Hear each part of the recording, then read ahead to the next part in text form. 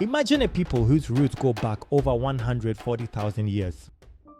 A civilization that has witnessed the rise and fall of empires, outlived wars, droughts, and even the arrival of new societies. These are the Khoisan, the indigenous hunter-gatherers of southern Africa, but they're not just one group. They represent two culturally distinct yet evolutionarily related populations. The Khoi and the San. Together, they've roamed these lands, surviving off the earth long before recorded history, long before any explorers set foot on southern Africa, before even the ancient Egyptian pyramids stood tall. The Khoisan were here, connected to the land in ways we can barely comprehend. These people are believed to be among the first modern humans to settle in southern Africa, with some estimates suggesting their ancestors arrived over 150,000 years ago. It's hard to imagine, but around 22,000 years ago, they were the largest group of humans on the planet. When you think of the San, you probably picture the vast expanse of the Kalahari Desert, a place that seems inhospitable to most but has been home to the San for millennia. They're known as foragers, spread across regions like Botswana, Namibia, Angola, Zambia, and northern South Africa. The word San itself comes from the Khoi language, meaning those who pick things up from the ground.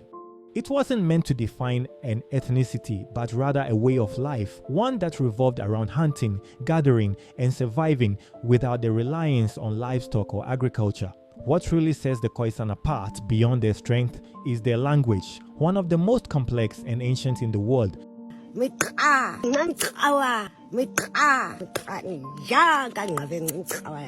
Their use of click consonants is so distinctive that it's a linguistic marvel. Imagine speaking a language with 5 different kinds of clicks, each one carrying centuries of history. The Khoisan languages were once thought to be related to each other, but now linguists believe they represent 3 distinct language families and 2 language isolates.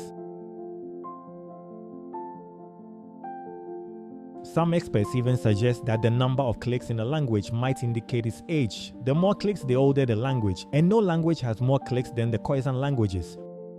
But what does it mean to be Khoisan today? Out of the millions who once roamed these lands, only about 100,000 Khoisan remain, making them one of the world's smallest indigenous populations. Yet they carry the weight of human history within their DNA. They are often called Africa's first people or the world's oldest people because their genetic makeup contains elements that trace back to the earliest Homo sapiens.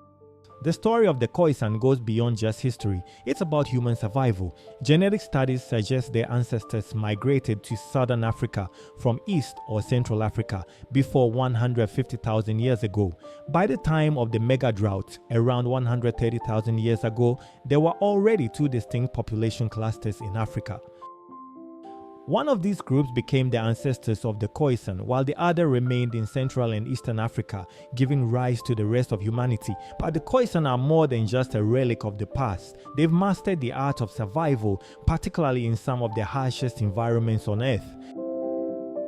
Their knowledge of the land is nothing short of remarkable. They can find water in places where others would see only barren desert. They've discovered over 1,000 plants that can be used for food or medicine long before modern science even caught up.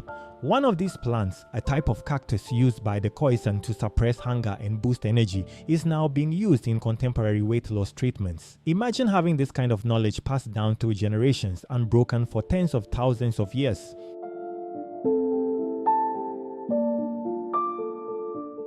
And then there's the question of their appearance. The Khoisan are often lighter in skin tone than many of their African neighbors, a fact that has sparked curiosity for centuries. Charles Darwin himself wrote about the Khoisan, particularly the phenomenon known as steatopygia, where certain physical traits were believed to have evolved through sexual selection.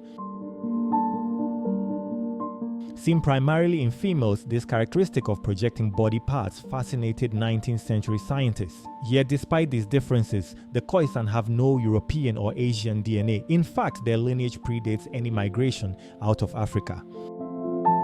So, while they share certain physical traits with East Asians, like the epicantic fold in the eye, it's more likely that East Asians have Khoisan DNA rather than the other way around. Despite all this rich history and unmatched connection to the Earth, the modern world is catching up to the Khoisan. Their way of life, deeply rooted in hunting and gathering, is under immense pressure from development, urbanization, and the encroachment of new technologies. The once vast lands they called home are shrinking, and with it, their ability to live as they have for millennia. Today, the Khoisan face an uncertain future. Their unique knowledge of the land, their languages, and their culture are all at risk of disappearing. Their hunter-gatherer lifestyle, once a cornerstone of human survival, is fading, and with it, we are witnessing something far more profound than the loss of a tradition.